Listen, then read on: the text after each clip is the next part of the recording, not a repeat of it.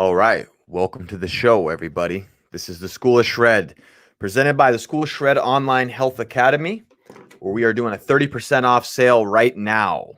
30% off of your first 90 days of the school, the Online Health Academy, that gives you full-on access to a members-only website. You also get access to weekly live classes with your fellow students, where we go over our assignments and we go over our book that you will receive in the mail. And then also you have full access to my online platform, where you will have video trainings, hours and hours of video trainings, as well as workouts, everything you need to succeed in your health endeavors. So that's 30% off this week only. That ends here in just a couple days. It is November 19th right now as I shoot this. So if you hear this after, don't be too upset if you missed the boat.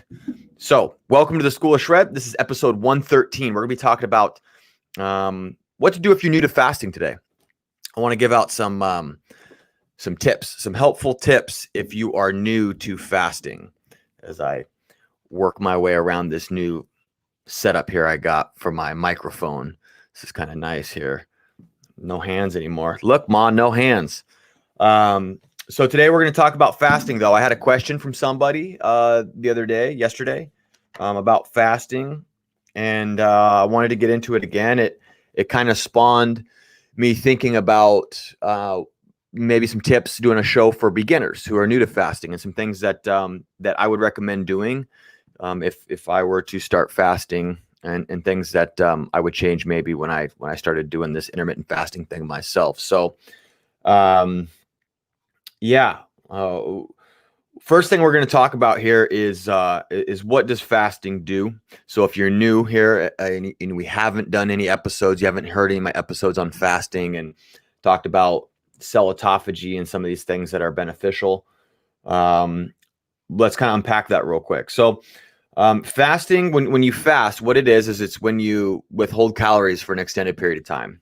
All right. Now that period of time could be anywhere from 16 hours up to 72 hours. There's a huge gradient there, and longer. There's no end. At some point you need to eat, but typically it's going to be between 16 and 72 hours is most of the stuff that we're going to talk about here.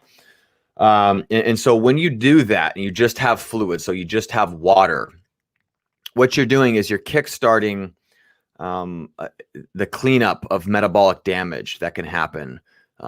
Metabolic damage meaning mitochondria not functioning correctly, not able to create the energy that they need, a sluggish metabolism, which is basically lack of metabolic flexibility, and then fixing insulin's response to food and all of that. So this stuff is great for cleaning up metabolic damage. Fasting is. So that's the first thing. And then, out of that, you're going to get insulin control when you fast. So when you start fasting, you're basically, not flatlining, because everybody's gonna be a little different, but for the sake of what we're getting at here, you're flatlining insulin, right? So, and what I mean by that is that insulin's going to come down. Insulin levels are going to come down when you're not eating, and it's going to drop depending on how long your fast is. You'll get a more of a response or less of a response, but so when you do that, it can help create insulin sensitivity, which is one of the most important metrics for metabolic health, is good insulin sensitivity. Now we talk about that with exercise a lot. A lot of us know that when we weight train or we resistance train, when we tear up muscle tissue and it has to grow back stronger, and that speeds up the metabolism a little bit, creates more of a demand, and then it also creates insulin sensitivity. So fasting definitely helps that. And so we have a question rolling in right now on our Facebook right now that says, can you clean up metabolic damage in a single fast? You can help, but no, there's not one modality that's going to help you there. It's consistent action. So you can kickstart the process, but it also depends on how long of a fast that you intend to do. So I consider, intermittent fasting, this 16-8 method, where you fast for 16 hours and then you eat your calories within an 8-hour time frame. I consider that to be more of a daily guideline for how to eat, whereas something like a 48-hour or 72-hour fast is more therapeutic in nature, because what happens is the fast starts to work deeper and deeper into your physiology. And so if there was some metabolic damage going on, what I would be trying to do is work my way into a long fast, a nice long fast. But if you don't have metabolic resiliency, which is exactly what metabolic damage would indicate, then you would want to really take it slow. So we're going to talk about that here in a second. But this is something that you would want to be doing over time to create more and more metabolic resiliency, which, again, to simplify it, is just your body's ability to be able to create energy when you're not eating something all the time. Most of us, even a lean person, has several thousand calories on them of fat that they can't access, or they never try to access. So you're not in risk of starving from fasting. Okay. And you've heard me say before, I think a lot of our issues here is that we feast too much. We don't famine. Humans are designed for feast famine cycles. So anyway, at that rate, it helps clean up metabolic damage. It helps with insulin control. It kickstarts this cell autophagy, which is one of the greatest benefits that we're finding that it has, which is where apoptosis happens, where cells die. And then to get rid of those cells, autophagy is a process of recycling of dead mutated cells.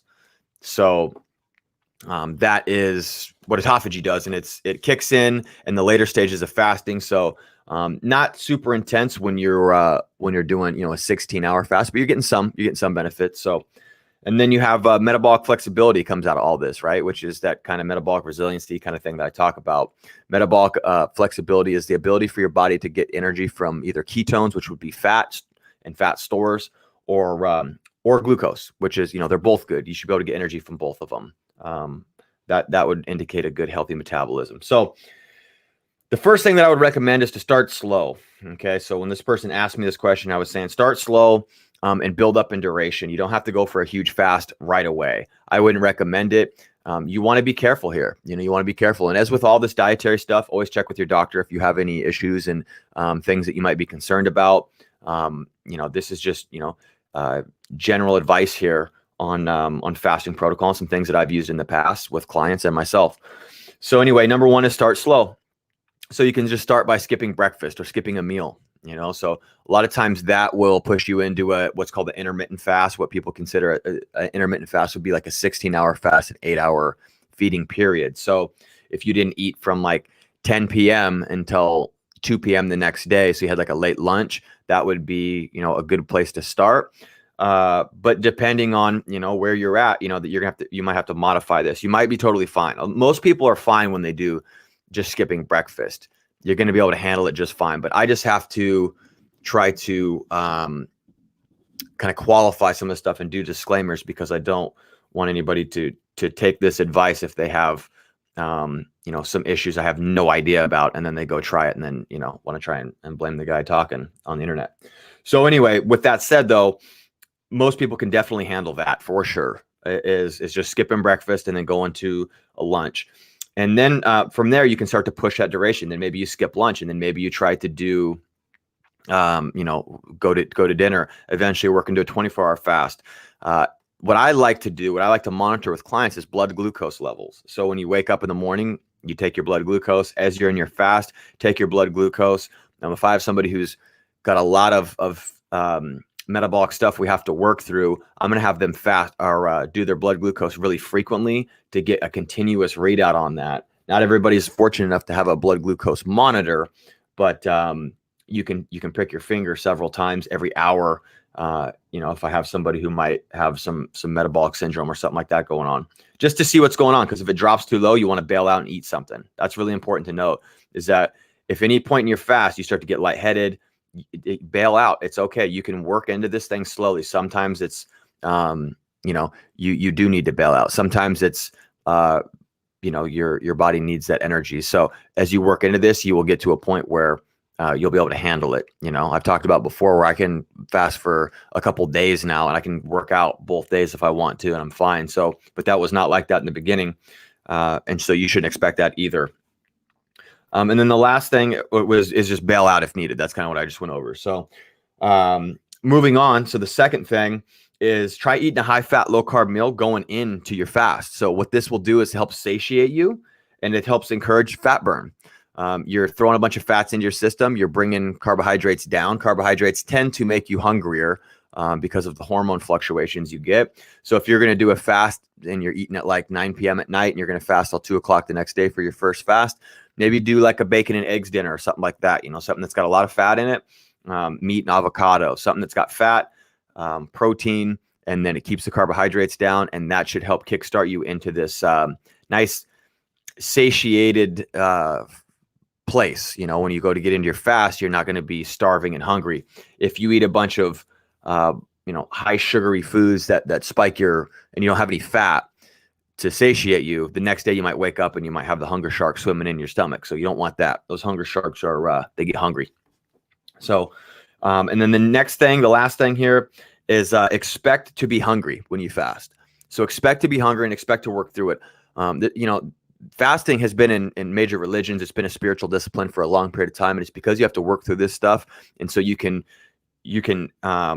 fight through the hunger mentally as a challenge by distracting yourself. You can meditate. Meditation is good.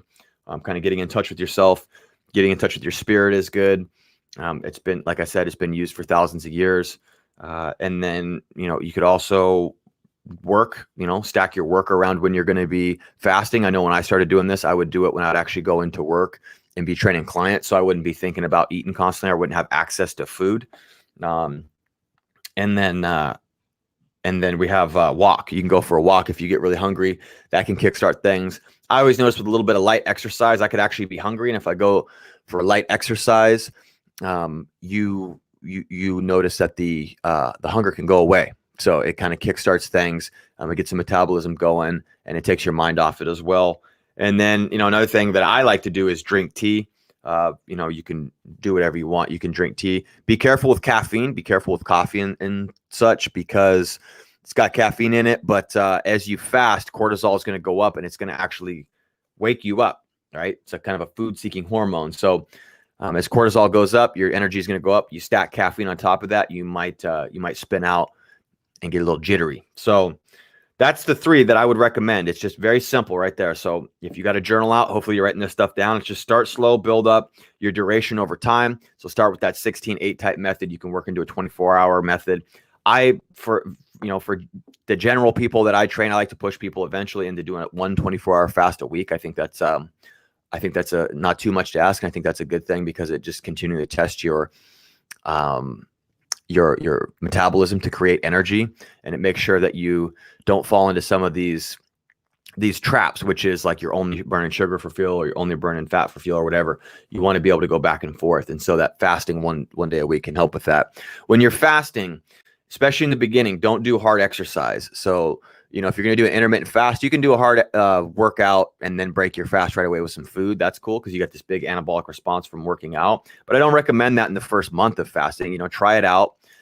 Try it on for size, see if it's working for you without all the exercise, and eventually you can get back to your normal routine. But in the beginning, you got to take some extra precautions. So if you're doing a 24-hour fast or something like a 48-hour fast, I wouldn't work out too much there. Go for walks. Walking is good. You can still get your non-exercise calories up, something that's not too intense, but something that's still moving the system. So that aerobic type training, creating energy in the presence of oxygen, it helps kickstart that fat burn as well, without, emptying you of electrolytes and things that are really important for you to be getting, because you are going to be excreting a lot of electrolytes and things like that when you are doing fast. So this is why, bone broth can be really good, or even a little quarter tablespoon of baking soda in the morning with a little bit of sea salt. I do a little vitamin C in mine as well with some water. Suck that down. At least you get some minerals in there. It's been shown that when sodium goes up, so does all the other electrolytes you need, like magnesium and calcium and all that good stuff. So anyway, that is it for episode 113. So start slow. That's number 1. Number 2 is try and eat a high fat, low carb meal going in. That'll help keep you satiated. And then number 3 is expect to be hungry and figure out a way to distract yourself. Okay. Realize that this is a spiritual discipline as well. So, you should be asking yourself some mental questions as you go through this thing. And with that, I want to end with a quote from Benjamin Franklin, which is, the best of all medicines is resting and fasting. So it's been around for a while. Old Ben Franklin, he used to fast. So, this builds your immune system. It flushes dead mutated cells, and also raises growth hormone levels to help you gain muscle and get lean, brings insulin levels down to help you get lean. So, fasting couldn't be more important, I don't think, for humans. And, it's just about finding your path in and, figuring out where you're at and how much your body can handle right now. And then just nudging that needle like we talked about here before. So with that, I want you to stay strong and healthy in body, stay relentless and energized in spirit, and stay determined in your pursuits today, school. That's Spell Shred. Now go shred the day and get better in every way. Until next time, class is dismissed.